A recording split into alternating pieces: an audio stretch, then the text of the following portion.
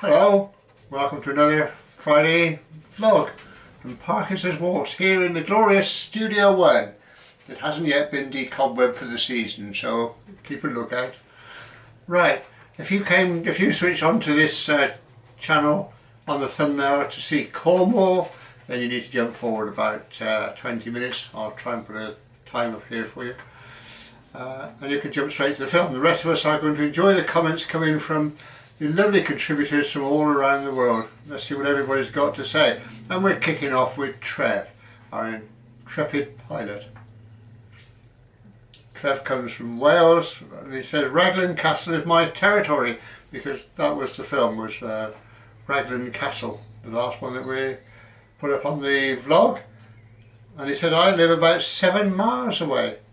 One thing we're not short of in Wales is castles, and they're around 8 or 9 within a 25-mile radius of where I live. Blimey, 8 or 9. Chuck in a couple of Roman towns and Blenavon World Industrial Heritage Town within that distance too, and you can get all the history and culture you can handle. Right, you could. Blimey. Lionel and Mary Travels, good Lionel's channel. Lionel and Mary Travels. Lionel's been chasing all the spring flowers down. Some beautiful stuff on there. Yeah, well done, Lionel. He said, hello again. Ron, I see your better half had a starring role in this one. Oh yeah, she exacted her price, don't worry. Quite a surprise to suddenly see that enactment taking place. Yep, that was the overall plan, Lionel. Yep. James Weeks, we didn't hear from James last week for some reason. James Weeks says, I've been fascinated by castles since I was a kid. I used to watch The Adventures of Robin Hood with Richard Green. Oh yeah. Ta-dun, ta-dun, ta-dun. You watch them on TV every day when I came home from school for lunch. I was thrilled when an older neighbour outgrew his model castle and gave it to me. I tried many times to assemble it, but never got it to work as there was no picture to show what I was aiming for. Many years later, when I passed it along to somebody else, I realised that the pieces were from at least 2 different castle models. Both had bits missing. Hard luck, James. James has done a DNA search. Oh dear, now he thinks he's connected to royalty, I think. Well, somebody in Scotland anyway. Oh, well done. And he's got 1 more week away from the official virtual mascot, our sumac, for rowing, and it's on to exams and reports. Didn't I just do those, says James. James, I've got a very sad news for you. No, you didn't. Oh dear. David from Spain, all the way from sunny Spain. Excuse me. Good news at last. Mum is out of hospital now and back home. Hooray, yes. Bit of a worry, that. Yes, with all the noise, yes, when we filmed outside the last vlog, we had to put a break in it because there was so much noise around about. And he said, with all that noise going on, I'm just wondering whether Trevor's taken up a gardening job nearby. Yes.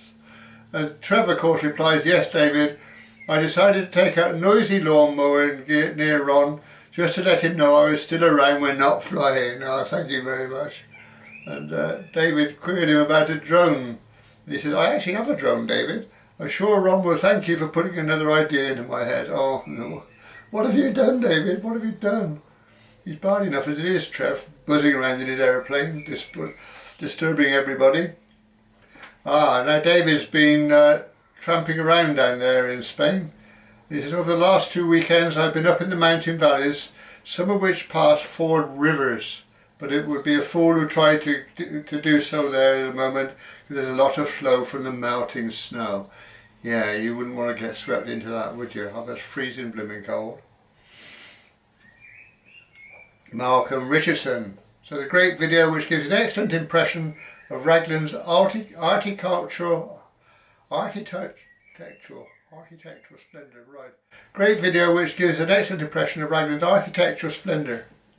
Got there? There is enough remaining to enable one to readily imagine what it must have been like in medieval times. Impressive, I think, would be the answer to that one. Very impressive. Abandoned railways then are Ron. Yeah. Have you followed his latest adventure? Oh my word. He certainly goes for it, excuse me. But Parkinsons. Anyway, Ron says he rather likes Raglan Castle. He's been round it a couple of times and always finds something of interest. His back, my back appears to recover, he says, so I expect it will start raining. Oh, he says, it's just started raining. Poor old Ron. We get some filming weather and he goes and puts his back out. Anyway, he's back firing on all cylinders now. Peter Payne. He said, that's some castle. I've never been, but it's worth a look sometime in the future. Did indeed. I did, however, have a 1902 Raglan bicycle of all things. Well, I'm blowed. And he says, I'm a bit crocked up at the moment. Oh, crikey, we fix one and another one comes along. I've got a torn calf muscle trying to start my friend's 500 velo set. Ooh, that sounds painful. Ouch, he says. And Sid's not happy that he's not getting his proper walk. So poor old Sid. Marilyn, the older sister. Right, neighbour, let him get out of the way, him or her. The older sister calling from Cheshire. Yeah, thank you very much, Marilyn. My outing this week was to Monshach in the Peak District to meet my cousin. I drove through wind, rain and fog. Anyone who has driven the winding Macclesfield to Buxton Road will know all about that.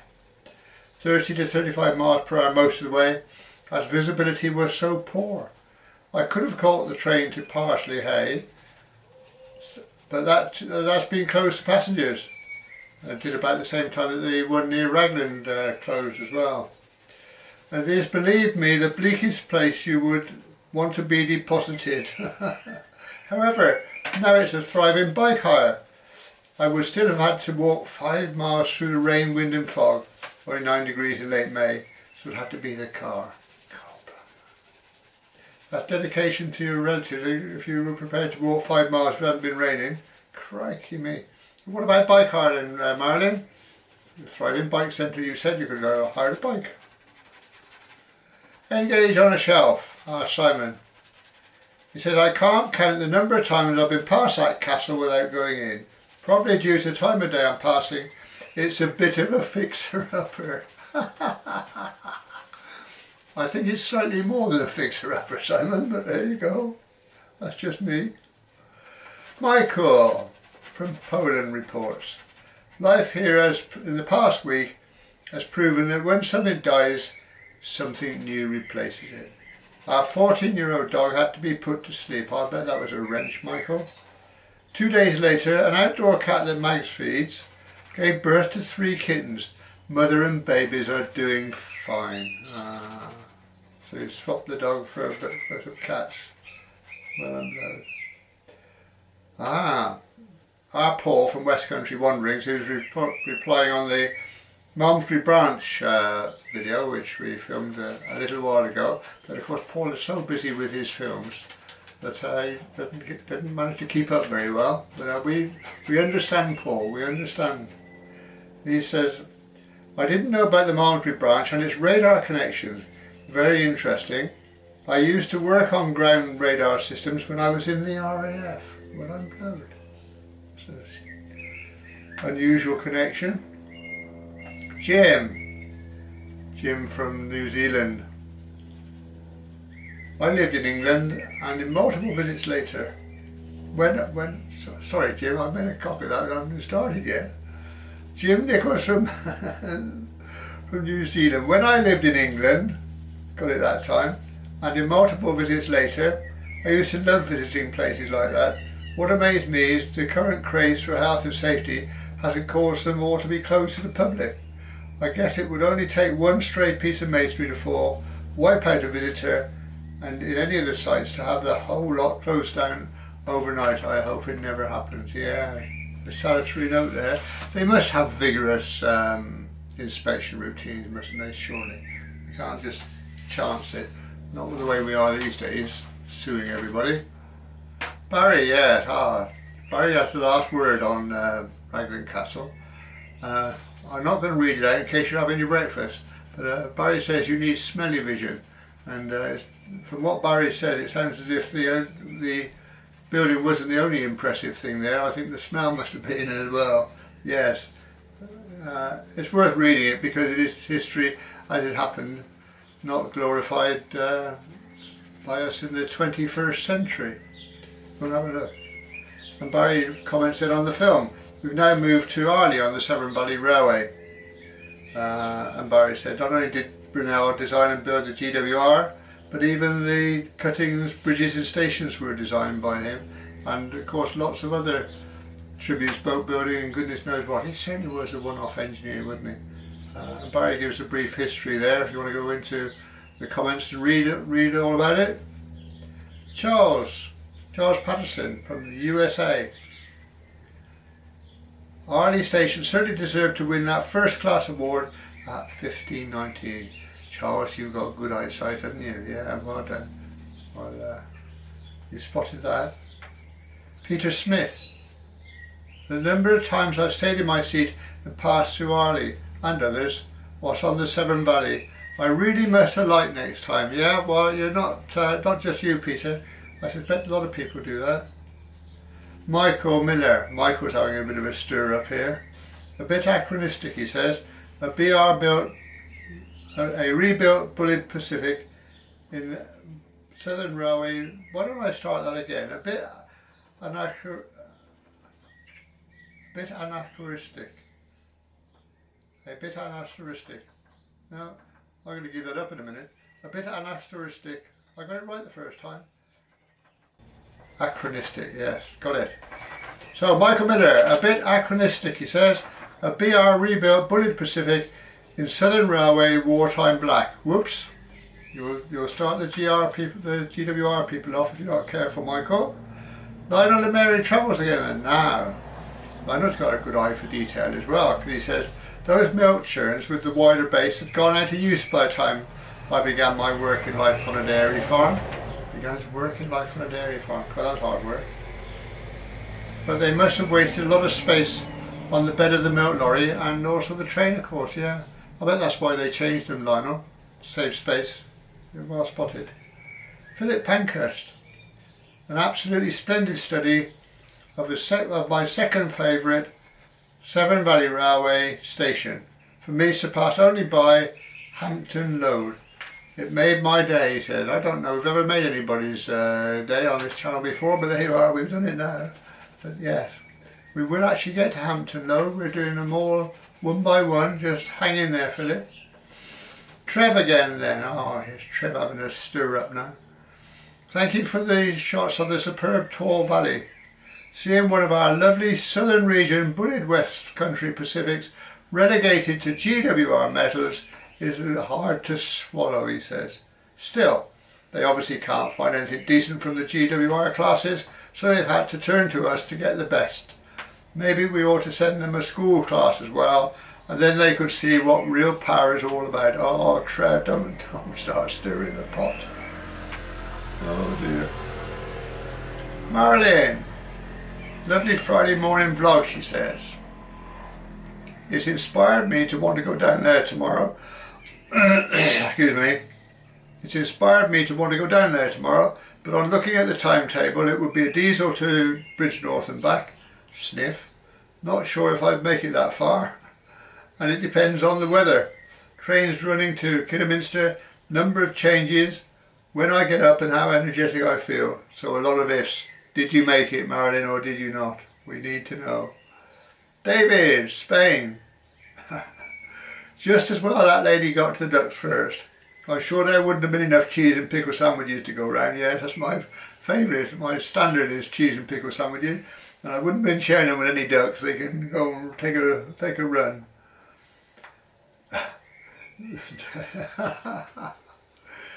Now I know where my Uncle Hop's case got to on that trip to Fistguard, he says. 8:25. Oh, lovely. Well done, David. Right. Last page. From Rob. Arley Station, he says, was the centrepiece in the BBC series Oh, Dr. Beechin. It was renamed Hatley. The series follows the escapades of the station staff under the threat of the beaching cuts in 1963. There you are. I used to film a lot of Severn Valley Railway stuff, of course, does get filmed because it's so authentic, so good. Simon, engage on a shelf. Thank you. He says, can't thank you enough for a video like this. So many ideas from real life to choose from, because of course Simon's going to rebuild his model railway. Now, he called that engage on a shelf. If he moves to the attic, what are you going to call that, Simon? Or does it stay as on a shelf? Yeah, I think you probably will, to be honest. Yeah, so we all look forward. Simon's promised to keep us in the loop on all his changes and his rebuild. Should be good stuff. Donny, I love Arley when it's peaceful and sunny like this, and the view of the station from the bridge is the money shot. Ah, yeah, good. Michael, Poland. Greetings from Poland. I can imagine back in the day how quiet this station must have been. A small countryside stop with only local trains stopping. Quite a walk uphill and across to the village from Arley. Yeah, oh, I bet. Just the atmospheric, isn't it, really, those places, especially when the trains have pulled out and it's just peaceful, quiet bird song. Yeah, lovely. And the last one comes this week from Ron. Abandoned railways back in business, he says. Really well done. What a wonderful explore of the beautiful Arley station, just as it would have looked back in the day. Yeah, just really. Right, okay. Film club up in a few seconds' time. It's just a trip down to Cornwall, but a little bit different this time because we've managed to catch a winter squall, which is quite interesting, I think. See how the weather changes. So we'll be showing that in a minute. And then next week we're carrying on the Severn Valley Railway and we've reached Highley. So it's Highley next week. So I'll see you there. Don't forget to bring your walking shoes. Don't be late.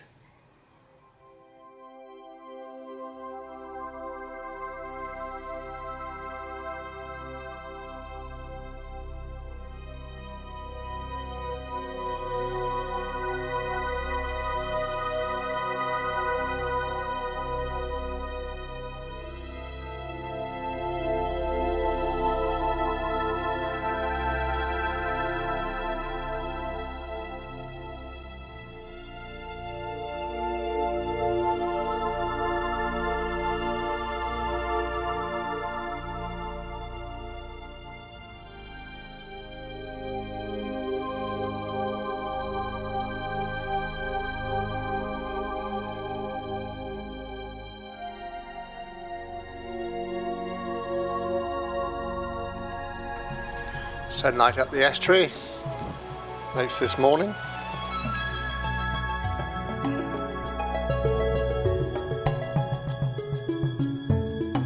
Stormy weather in prospect, I think.